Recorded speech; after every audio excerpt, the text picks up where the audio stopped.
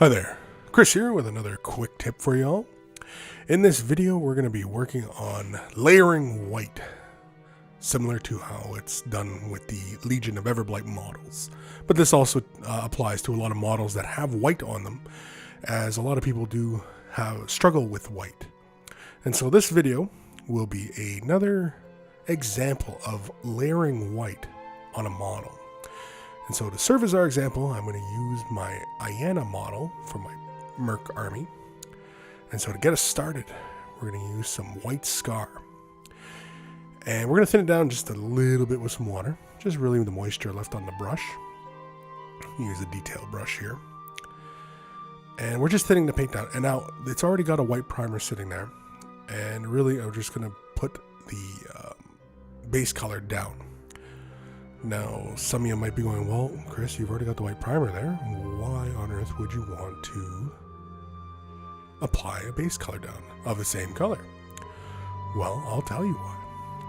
Oftentimes, primers, especially like Games Workshop primers, Army Painter, even if you're using just kind of a no-named, whatever kind of primer paint, primer often has a very textured surface to it once it's dry. And it's designed that way on purpose so that the paint has something to grab onto.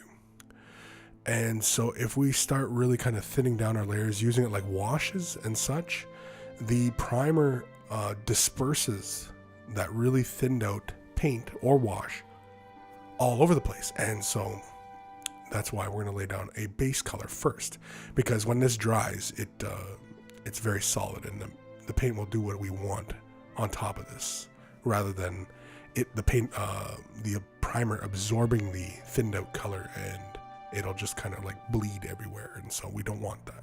We want to maintain control over the colors.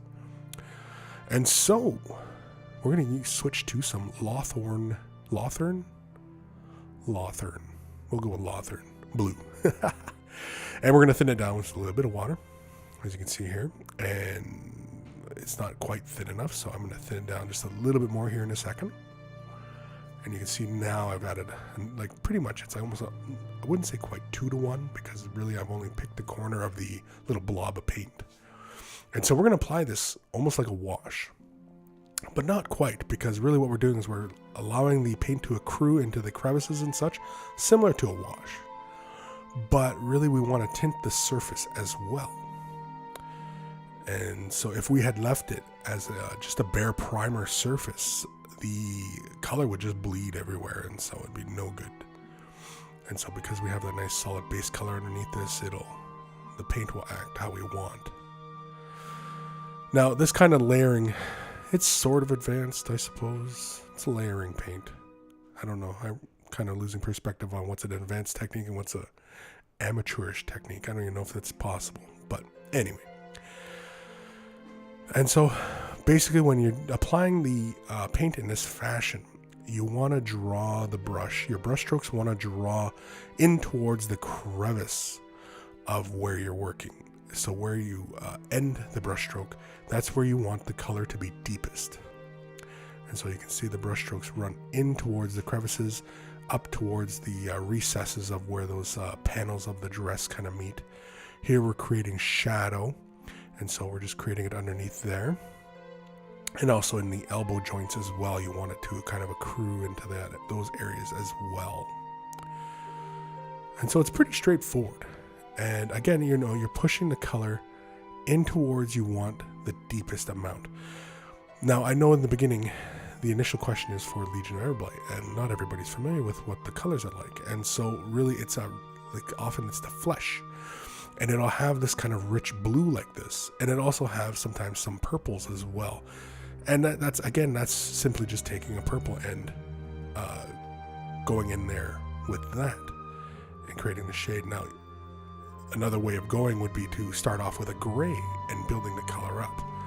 But this is a fairly quick and easy method for creating that really kind of bright but icy kind of white that often is associated with those color schemes. And so this is just really a kind of a quick way of doing that. And it's really a minimal effort. It's fairly fast. I mean, the amount of time that we're watching this video is pretty much how much the time I spent working on this. Aside from just cutting out, the obvious parts. But it really doesn't take that long, other than allowing the layers to dry in between. But you can speed that up with, simply with your breath or a hair dryer, if you will. And so again, here's another layer. Now that other layer that I initially had done, it has dried, and so I'm applying this next layer. And you can see the color gets a lot richer, as you would expect, because we're applying this in layers and thin layers on top of each other. The color will build up, which is what we want. We want to be able to control how bright and how dark things are getting. And so that's pretty much as dark as we're going to go with this. And so you can see it's just nicely shaded. But now we got to come back in with some white scar, and we're going to thin this down quite a bit as well to almost a wash-like consistency. And again, this is just so that what we're going to do is we're going to lighten some of the areas that we had gotten just a little too dark, and also reestablish kind of like the folds in the cloth, and allow that richer blue to stay within the creases of the cloth. And so really that's it. And again, this is more like an exercise in patience, and you can take this as far forward as you can, or leave it as how I'm showing it here, with just a couple quick little steps. There are many painting styles, often we all struggle with trying to find our own particular kind of style, and so this is one that I'm fond of, this really thinned, layered style. And it allows a lot of control, but it does require a lot of patience and a lot of time.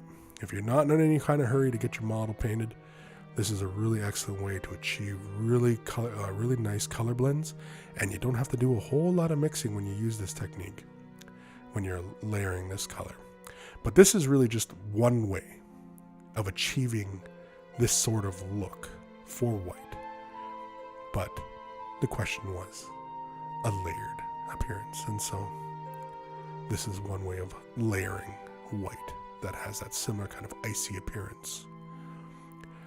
Alternatively, we could have gone with browns and other purples or such, and so I'm kind of fond of this appearance for white, this icy look. It also complements the cloak as well. And so again, we're just quickly, you can see how the brush strokes, I'm starting up by where it's darkest with the white, and then drawing it out towards where it's going to be the brightest white. Again, that's where we want the paint to accrue at those points, so that those areas are the brightest.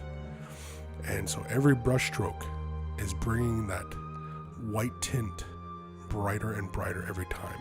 But again, what's not shown is that I'm allowing these layers to dry before I go in again and hit it again and just build those layers up. And that's essentially it. That's layering this to get kind of that icy white appearance.